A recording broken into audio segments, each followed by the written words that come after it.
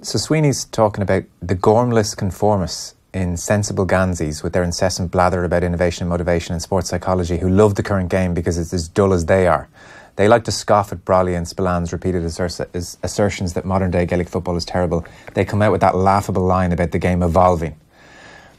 I mean, are you one of those conformists who's gormless and a sensible Gansey, or do you think the game's in trouble? Oh, it's like a sensible Gansey. But I mean, I come from, I suppose, a hurling background, so I always think with Gaelic football, there's kind of a self-loathing there. It's Ireland's most popular sport, and the criticism is, I suppose, the criticism from people like Sweeney and Brolly is because they really care about it, and they really want to make it better, and they have certain views of how to make it better. And I think there are certain practical things you can do in terms of rule changes.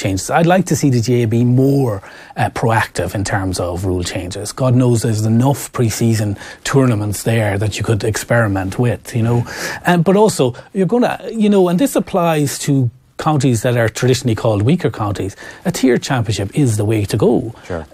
But so long as you support that tiered championship with the games in Croke Park, etc., like that. But it reminds me a bit, in Australia at the minute, the National Rugby League has this kind of self-loathing element to it as well. They're always self-critical, and the chief executive came out with a Twitter handle of "talk up the sport," and it would almost become a marketing campaign in itself. And I think Gaelic football can be really, really harsh on itself.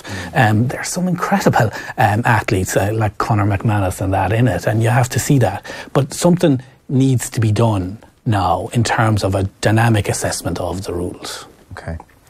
The spectators too.